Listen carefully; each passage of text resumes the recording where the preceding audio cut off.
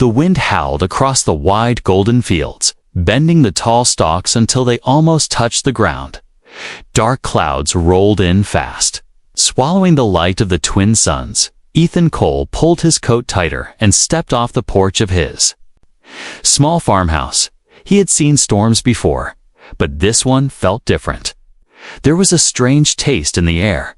Sharp, metallic, it made the hair on his arms stand up.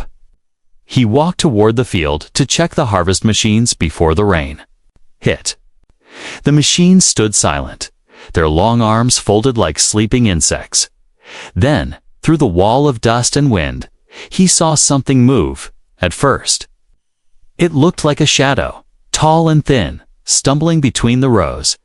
Ethan stopped, blinking against the grit in his eyes. The shadow grew clearer. It was a woman. No, not human. She was tall, almost a head taller than Ethan. Her skin had a faint silver tone, shining when the light caught it. Her eyes were large, golden, and seemed to glow in the storm's dim light. She wore torn clothing that looked like it had been built for armor, but was now patched with rough cloth. Beside her were two small figures.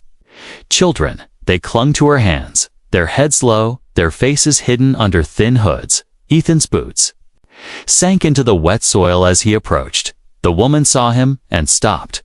For a moment, neither moved. The wind ripped through the space between them, carrying the smell of rain and something else. Smoke. Finally, she stepped forward, her voice calm but edged with desperation. "I'll work your fields, human. Just feed my hungry children." Her words struck him like a sudden blow. Ethan had heard that voice before. Not hers exactly, but that tone. It belonged to a kind of person who had nothing left to lose. Up close, he could see her eyes more clearly. They were not just gold. They held a strange light, like a fire burning deep inside. The children beside her trembled, not from the cold, but from hunger. He could see their thin arms, their weak steps. These were not warriors. These were survivors. Ethan swallowed hard. He knew her kind, the Varen. Once they were enemies of the human colonies. The war had ended years ago, but memories lasted, stories of their strength, their pride, and their cruelty still moved through the farming towns like ghosts. In the night, many would say to turn her away, to let her walk into the storm. But something in her face stopped him. The rain began to fall, heavy and cold. It soaked her hair, dark strands clinging to her cheeks. She did not ask again. She just stood there, her children pressing closer to her legs. Ethan looked at them, then at the storm, then back at her. The wind howled louder, carrying the distant rumble of thunder. In that sound, he thought he heard something else, a faint hum, almost mechanical. Far away, but moving closer, he raised his voice over the storm. "Where are you coming from?" Her jaw tightened. "It doesn't matter," she said. "I'll work your fields, feed my children, and we will leave when we can." It wasn't the answer he wanted. But there was no time. The storm was pushing in fast, and that strange, mechanical hum was still in the air. Ethan nodded once. "Come inside." The woman gave no thanks, but her eyes softened slightly. She led the children forward, and Ethan turned back toward the farmhouse. Mud clung to their boots, the ground sucking at their steps. When they reached the porch, Ethan glanced back at the fields. The golden stalks were bent low, swaying violently for a moment. He thought he saw shapes moving in the distance, dark figures, tall and thin. But then lightning flashed, and the fields looked empty again. Inside the farmhouse, the warmth of the fire wrapped around them. The children hesitated at the door until the woman gently pushed them inside. They stood near the fire, staring at the flames as if afraid it might disappear. Ethan poured water into 3 cups and set them on the table. The woman nodded once in silent thanks before handing the cups to the children. They drank quickly, spilling some onto the floor. Ethan noticed the way the woman watched them. Protective, almost fierce. It was the look of someone who had fought too long to keep them alive. The hum outside grew louder for a moment, then faded. Ethan glanced at the window, but saw nothing still. He couldn't shake the feeling that the storm wasn't the only thing moving toward his farm. The woman caught his look and said quietly, "You hear it too." Ethan didn't answer. Some questions were better left for later, but in his gut, he knew this was only the beginning. The storm raged outside, shaking the walls of the farmhouse. Rain hammered against the windows, running in silver streams down the glass. Ethan stood near the door, arms crossed, watching the alien woman as she guided her children to sit on the floor beside the fire. They curled up together, small and fragile under their thin cloaks. The woman kept one arm around them while her sharp golden eyes stayed fixed on Ethan. "You said you'll work my fields," Ethan began, his voice steady but cautious. "Yes," she replied, her tone firm. "I will work harder than any human. I only need food for my children." Her words were simple, but each carried weight. Like stones dropped into still water, Ethan had dealt with workers before. Seasonal hands who came and went with the harvest, but never had one arrived in the middle of a storm, with nothing but the clothes on their back and eyes full of guarded fire. He studied her, the faint scars across her forearms, the way her muscles moved when she shifted her weight. This was not a common traveler. She was built for battle. Yet here she was, asking for work like a farmhand. "What's your name?" Ethan asked. "Lyra," she said, then nodded toward the children. "This is Kale, and this is Mira." The boy and girl glanced up at the sound of their names, but quickly looked back at the fire. Their faces were thin, their cheeks hollow. Hunger was written in every bone. Ethan stepped toward the table. Pulling a loaf of bread from the cupboard, he set it down along with a jar of preserved fruit. The children's eyes followed the food, wide and unblinking. Lyra's hand rested gently on their shoulders, as if reminding them to wait. "Eat," Ethan said. Nodding to the bread, the boy reached first, tearing a small piece and passing it to his sister before taking any for himself. Ethan noticed the kind of manners that came from scarcity, not politeness. As they ate, Lyra rose to her feet. "I can plant, harvest, repair machines," she said, her voice low but sure. "I can protect your land if needed." That last part made Ethan's eyes narrow. "Protect from what?" he asked. Her gaze flickered toward the window, where the rain still pounded. "There are worse things than storms," she said quietly. Something in her tone made the hair on his neck rise. Ethan walked to the cupboard again, pulling out a folded contract used for seasonal workers. "This is the usual deal," he said, placing it on the table. "Work for food and shelter until the harvest ends." Lyra glanced at the paper but did not touch it.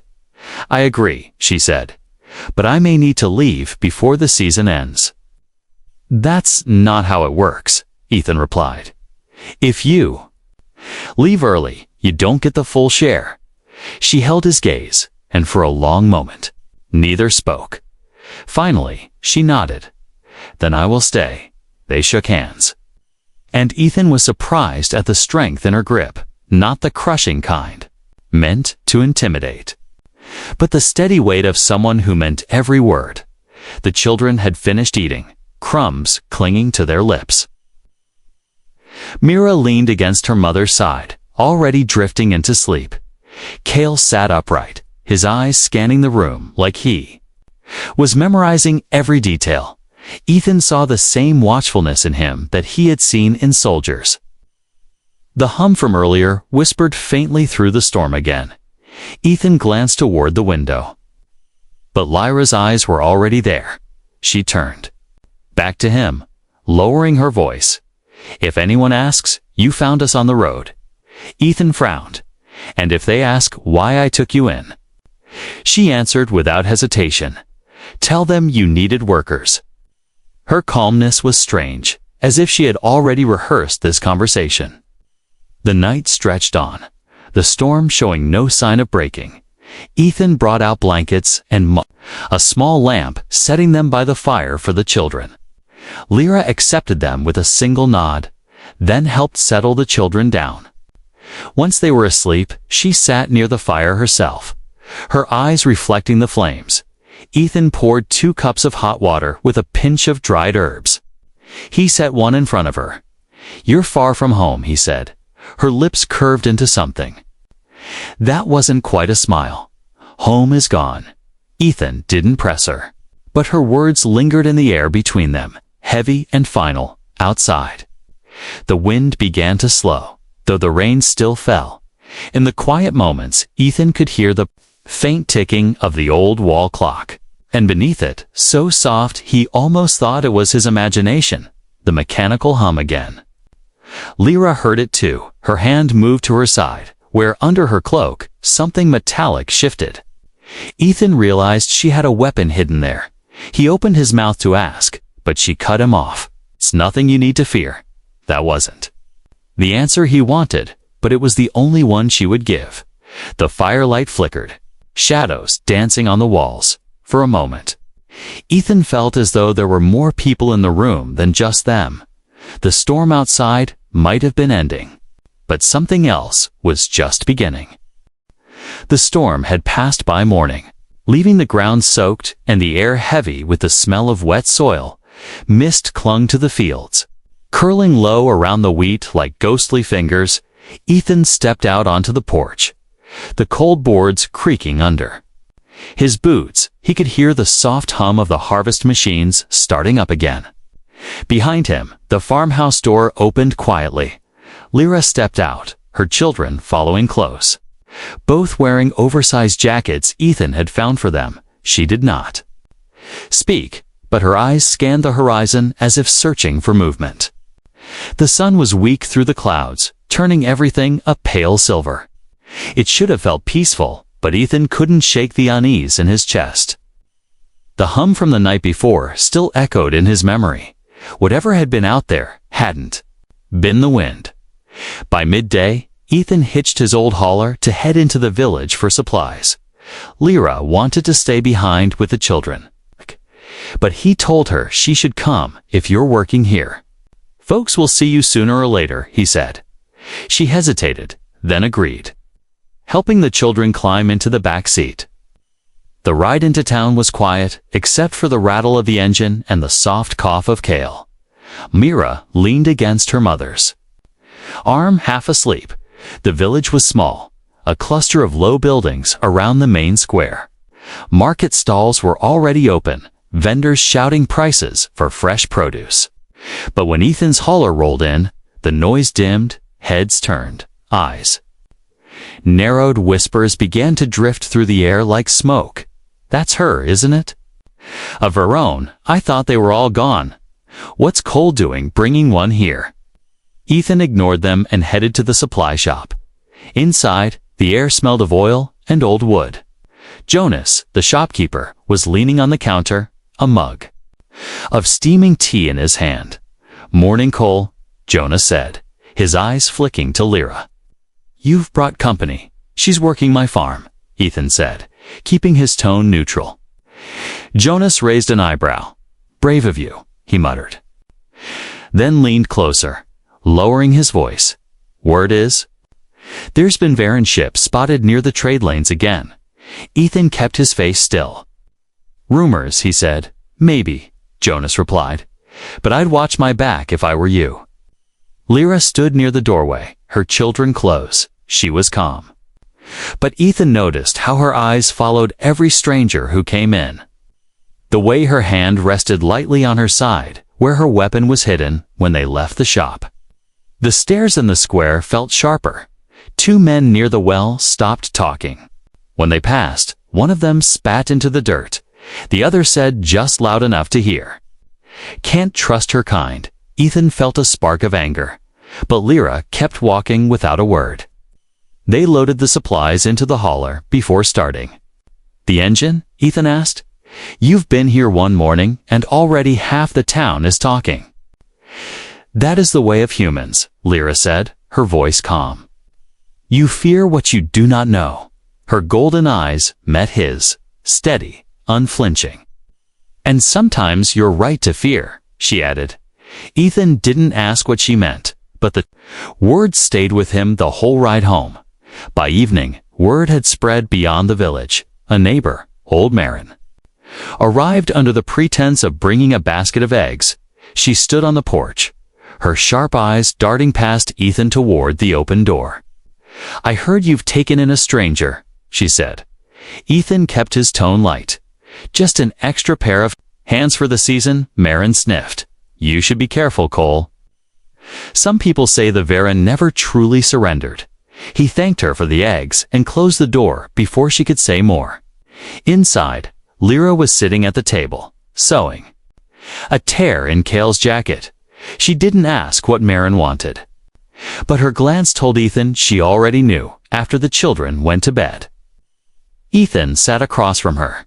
"You're making people nervous," he said. Lyra didn't look up from her stitching. "Good," she replied. "If they are watching me, they are not watching the wrong things." He frowned. "What wrong things?" She tied the thread and set the jacket aside, finally meeting his eyes. "There are enemies you do not see, Cole, not yet." The room felt colder, even with the fire burning. Ethan wanted to ask more, but something in her gaze told him he wasn't ready for the answer. Outside, the night was still, too still. The usual chorus of crickets and wind in the fields was gone. Ethan walked to the window, peering into the darkness. Far in the distance, at the edge of the fields, a faint light blinked once, then disappeared. When he turned back, Lyra was already standing, her hand on her weapon. "You saw it too," she said quietly. And in that moment, Ethan understood. The whispers in the village were nothing compared to whatever had just arrived in the fields. Morning came slow. A pale sun rose over the soaked fields, its light still weak after days of clouds. Ethan woke to the sound of small footsteps in the hallway. He stepped out of his room, expecting to see Cale or Mira heading for the kitchen. Instead, he found both children crouched in the corner, whispering over something that glowed faintly in the dim light. It was small, round, and metallic. Tiny lights pulsed across its surface in a pattern Ethan didn't recognize. The children didn't notice him at first. Cale was tapping the object gently, as if trying to wake it. Mira was watching with wide eyes, biting her lip. Then Cale spoke. In a language Ethan didn't understand, sharp, quick syllables that seemed to hum in the air. The device gave a soft beep in response. "What is that?" Ethan's voice broke the moment. Both children froze. Cale quickly cupped the object in his hands, hiding it from view. "It's nothing," he said in a small voice. Glancing toward his sister, Mira clung to his arm, her eyes darting toward the kitchen where Lyra was moving about. Ethan knelt down. "That's not nothing," he said, his tone quiet but firm. "Show me." Cale hesitated, then slowly opened his hands, revealing the strange device. It looked far too advanced for anything found in the village. Sleek metal, glowing seams, symbols etched along the side. Before Ethan could ask more, Lyra's shadow fell across the hallway, her eyes locked on the device instantly. "Give it to me," she said, her voice low but sharp. Cale placed it in her palm without argument. She slipped it inside her cloak. Out of sight, then she looked at Ethan.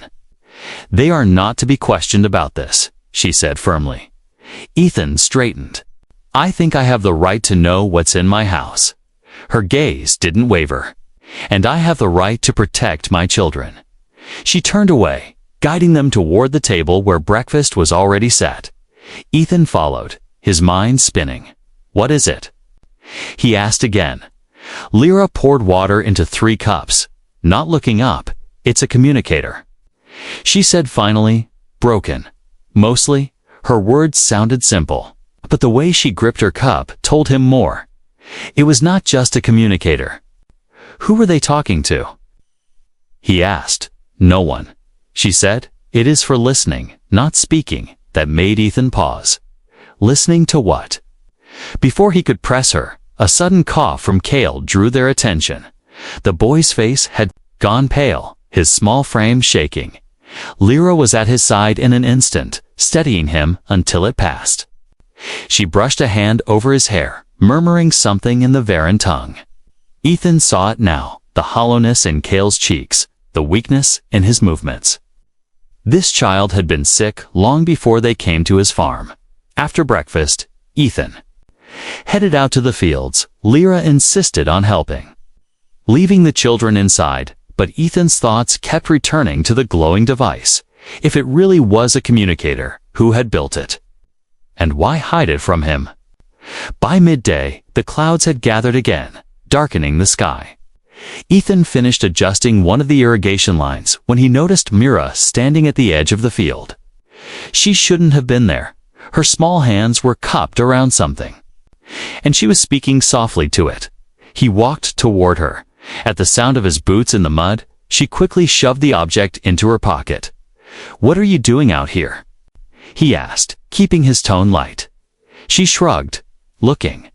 Looking for what? Her eyes flicked to the horizon, where the wheat met the distant hills. Then she said, almost too softly to hear, "For the lights," before he could ask more. Lyra's voice carried from across the field, calling her back. Mira ran to her mother without looking back. That night, the house was quiet. The children had gone to bed early. Lyra was mending clothes by the fire. Ethan sat at the table, pretending to write in the ledger while watching her. Finally, he said, "Your children are hiding something." She didn't look up. "They are hiding many things. From me," he pressed. "From the people who would take them away," she corrected, her voice sharp now. Ethan leaned forward. "Why would anyone take them?" Her eyes lifted to his, gold and unblinking. "Because they are more than you understand," she said. The fire cracked, filling the silence. Ethan wanted to demand the truth, but part of him was afraid of what he might hear. Outside, the wind picked up, rattling the shutters.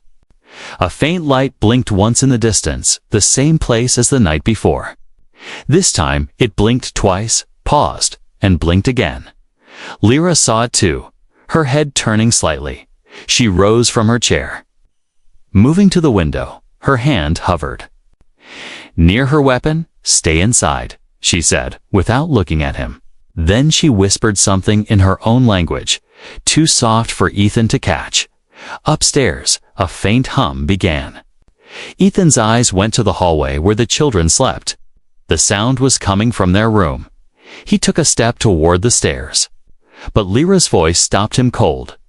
"Do not go in there," she said, her tone leaving no room for argument.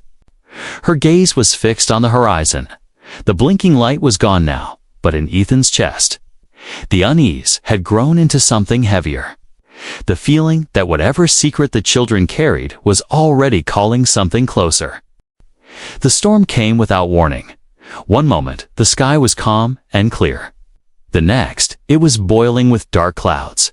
The wind rose first, pushing against the farmhouse with a low, constant roar. Ethan had seen fast storms before, but this was different. It came like it had a purpose. Lyra felt it too. She stepped out onto the porch, her golden eyes scanning the horizon. The air smelled sharp, heavy, as if charged with electricity. The children stood by the doorway, watching her. Cale clutched his sister's hand, his thin shoulders tense inside. Lyra told them, her voice sharper than usual. Ethan joined her on the porch, his coat whipping in the wind. "This is bad," he said. She didn't take her eyes off the fields. "It's not just weather," before he could ask what she meant. Lightning split the sky, but the flash wasn't white. It was a deep, unnatural blue. The rain began in hard, heavy drops. Ethan ran to secure the barn doors while Lyra guided the children into the living room. The wind howled through the wheat like an animal's cry. Halfway back to the house, Ethan froze. Shapes were moving in the mist beyond the far fence. At first, he thought they were men. Then another flash of blue lightning lit them clearly. Tall figures in dark armor, their heads covered in smooth helmets. They moved with slow, precise steps. And they were coming toward the farm. Ethan sprinted back inside, slamming the door behind him. "We've got trouble," he said. Breathing hard, Lyra was already moving, her cloak thrown back, revealing a sleek weapon strapped across her back. "You stay with the children," she told him. He shook his head. "That's my land out." "There. This is not your fight," she said, loading the weapon with a smooth, practiced motion. "Then make it mine," he replied, grabbing his old hunting rifle from the wall. The first bang on the door rattled the frame. Mira let out a sharp cry. Cale pulled her behind the couch. Rain and wind burst in as the front door gave way under a second hit. 3 armored figures stepped inside. Their movements were silent, almost mechanical. One raised a weapon that hissed instead of fired, sending a bolt of blue energy into the air. While the air stank of burnt wood, Lyra moved like water. She was already on the first intruder before Ethan could blink. Her blade flashed once, slicing through the cables on its arm. The figure stumbled back, sparks flying. Ethan aimed at the second one and fired. The recoil slammed into his shoulder, but the shot only made the thing stagger. It turned toward him, weapon rising. A flash of gold passed between them. Lyra, driving her shoulder into its chest and sending it crashing into the wall. "Get them out," she shouted. Ethan grabbed the children, pushing them toward the back door. The rain hit them like a wall as they ran for the barn. Another figure emerged from the mist, blocking their way. Ethan raised his rifle, but before he could fire, Cale stepped forward. In his small hands was the glowing device from before. It pulsed brightly, and the armored figure froze mid-step. For 3 long seconds, it stood motionless. Then it turned and walked away, disappearing into the storm. "What did you just do?" Ethan asked, his voice shaking. Cale didn't answer, his face pale. Lyra appeared behind them, her weapon wet with rain. "We're not safe here," she said. Ethan looked toward the house. One of the attackers was still moving inside, windows shattered as it tried to climb through. Lyra raised her weapon and fired once. A sharp burst of light tore through the air, and the figure dropped. Smoking, they made it to the barn. Slamming the heavy doors shut, the storm roared outside. But inside, it was dark and still. Lyra stood, with her back to the door, breathing hard. Ethan set the children down on a pile of hay, his hands shaking. "Who were they?" he asked. "Not human," Lyra said.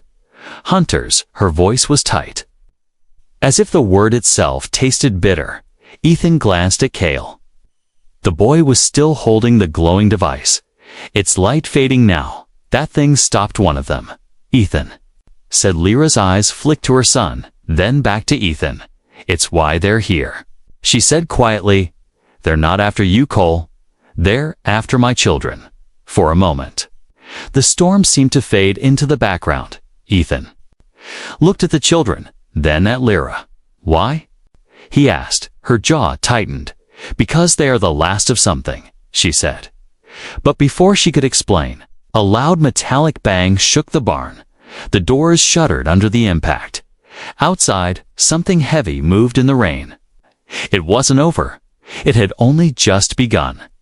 The banging on the barn doors faded at last. The rain softened to a steady hiss against the roof. Inside, the air was thick with the smell of wet wood and fear. Ethan stood near the children, his rifle still in hand. Lyra paced in the shadows, her cloak heavy with rain, her golden eyes burning. "They'll be back," she said quietly. Ethan swallowed. "Then you'd better tell me what I'm dealing with." For a moment, she didn't answer. Then she pulled the glowing device from Cale's small hands and set it on a crate. Its soft pulse lit her face in uneven flashes. "This is a key," she said. Ethan frowned. "A key to what?" "To the last safe place my people had." She sat down on the edge of a hay bale, her weapon resting across her knees. "My world was called Vera," she began, her voice low. "It was green, full of rivers and mountains. Rich with food and light." Her gaze drifted as if she could still see it. "But war came, and we fought, and we lost." She looked at Ethan then, her tone sharper. "Humans think they won because they were stronger. But it wasn't strength that beat us, it was starvation." She told him how the humans had cut off their supply lines, how the Veran cities had fallen one by one. Families scattered, leaders killed. The survivors fled into deep space, hunted by old enemies, and knew, my mate. Their father, she glanced at the children, died, trying to get them out. Kale's eyes dropped to the floor. Mira pressed closer to her mother's side. "The hunters you saw tonight," Lyra continued, "are not human. They're called Trask, mercenaries who serve whoever pays the most." Ethan frowned. "So someone hired them to come after you?" Her gaze was steady. "Not me, my children." She reached out and touched the device. This was built to guide the last Veran ship to a hidden colony. "Only my bloodline can use it." Ethan felt the weight of her words settle like a stone in his chest. "That's why they're after them," he said. "Yes," she replied. "If the Trask capture Kale and Mira, they'll use their blood to unlock the colony's location. And when they find it, they'll burn it." The barn creaked as the wind shifted outside. Ethan tried to make sense of it. Why come here, to a human farming world? Lyra's mouth twisted into something between a smile and a grimace. "Because no one looks for lost queens in the mud," she said. Ethan blinked. "Queens?" She met his eyes. "My mother ruled Vera before the war. When she died, the right passed to me, but titles mean nothing now, except to those who want to see the last of my people wiped away." The truth hung between them. Ethan looked at the children differently now, not just refugees, not just hungry strangers, but the last heirs to a fallen world. It made the danger feel heavier. "How long before they come again?" he asked. "Not long," she said. "The Trask never leave a job unfinished." Kale spoke then, his voice small but steady. "We can go before they find us." Lyra shook her head. "We cannot outrun them in this weather, not with you both." So weak, Mira clung to her mother's arm. Her eyes wide, Ethan's jaw tightened. "Then we make them regret stepping onto my land." Lyra studied him for a long moment. "You fight for people you barely know," she said. He shrugged. "You work my fields. You feed your kids under my roof. That makes you mine to protect, for the first time." She let out a small breath that might have been the beginning of trust. The device pulsed brighter. Kale's head snapped up. "They're scanning for it," he whispered. Ethan didn't understand, but Lyra did. "They're close," she said. Already standing, she took the device and pressed it into Ethan's hand. "If I fall, you take this and run to the hills. Follow the North Ridge until you find the river caves." Ethan tried to give it back. "That's not my fight." Her gaze hardened. It is now outside. Faint lights moved through the mist. Not blue lightning this time, steady, deliberate glows. The hunters were spreading out. Circling the farm, Ethan felt his heart hammering in his chest. Lyra crouched in front of her children, brushing a hand over their hair, speaking to them. In the Veran tongue, when she stood again, her expression was carved from stone. "You'll want to stay behind me," she said. Ethan chambered around in his rifle. Not happening. The barn groaned under the first heavy impact on the side wall. Dust rained from the beams above. The children huddled together, the device's pulse matching the rhythm of Ethan's own racing heart. Through the wood, the sound of metallic footsteps grew louder. The Trask were here again, and this time they weren't just hunting, they were closing in for the kill. The first blow shook the barn like a quake. Wood splintered, dust falling from the rafters. Ethan stood with his back to the children. Rifle raised, Lyra moved to the doors, her weapon drawn, her stance low and ready. The second impact sent a Crack racing through the wood, through it. Ethan caught a flash of metal armor and the cold glow of a visor. The Trask had returned, and they weren't wasting time.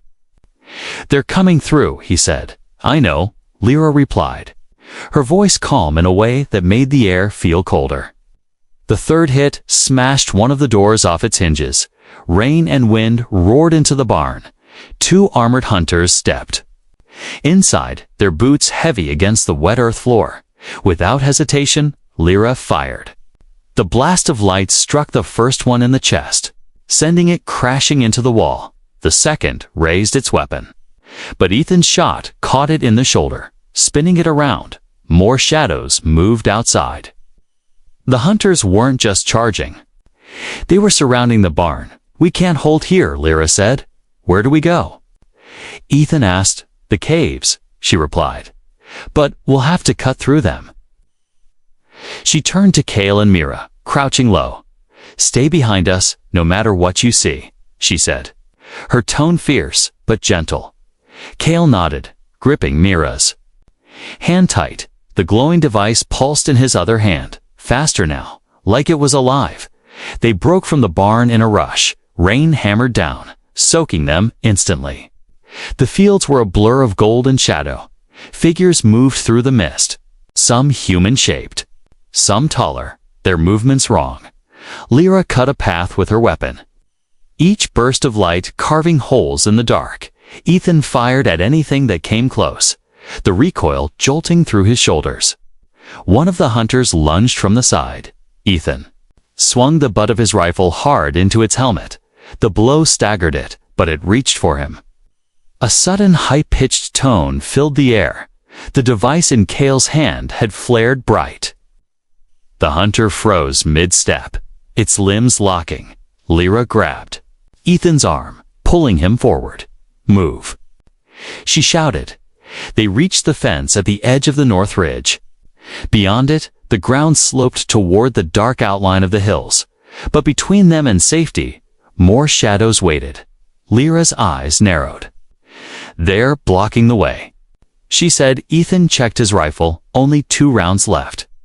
The hunters began to close in, slow and steady. Then, without warning, Kale stepped forward. "Stay back," Ethan called, but the boy ignored him. Kale lifted the device high, its glow swelling until it lit the rain around them. The hunters stopped moving, every visor turning toward the boy.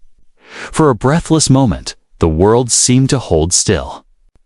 Then Kale spoke in the Varan tongue, his voice clear and strong. The light from the device burst outward in a wave.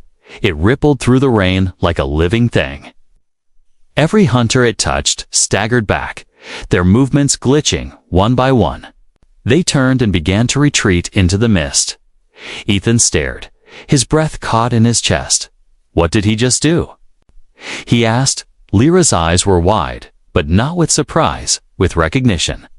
He gave them an order they couldn't ignore, she said, her voice low. Only a royal can do that. The danger was gone for now, but the device's light faded. Fast, Kale swayed on his feet, and Lyra caught him before he fell. He'll be weak for days, she said. They moved quickly after that. Climbing over the fence and making for the hills, the rain eased as they neared the dark mouths of the caves. Inside, it was cool and still, the sound of the storm muffled to a distant whisper. Ethan lit a small lamp from his pack. Shadows leaped across the stone walls. The children huddled close, Mira resting her head on her brother's shoulder. Lyra stood near the entrance. Watching the fields below, they'll come back, she said, not turning. Ethan joined her. Then we'll be ready. Her eyes met his. You speak like someone who has chosen a side. He shrugged. Maybe I have, for a time. There was only the drip of water in the cave and the faint sound of the wind outside. Then a low rumble rolled through the air. Ethan stepped to the mouth of the cave and looked up, high above the clouds. Something vast moved, a shadow bigger than any ship he had ever seen. Its lights were red, its shape sleek and predatory. Lyra's gaze followed his, her jaw tightening. That's not. Trask, she said quietly. Then what is it? Ethan asked. Her answer was soft but heavy war. The shadow slid across the sky, its hum vibrating through the stone under their feet. It didn't fire, didn't land. It was searching when it passed. The night felt emptier, but no safer. Ethan turned to her. Your colony. If they're coming for it, they will burn it, she finished. Her golden eyes glinted in the lamplight. Unless we get there first, Ethan looked at the sleeping children. His gut told him that everything in his life before this. Night had been the quiet before the storm. He tightened his grip on the rifle. Then we'd better move fast, he said. Lyra's lips curved just slightly in the distance. Thunder rolled again. Not from the storm, from engines, drawing. Closer, the hunt wasn't over. It had only just begun.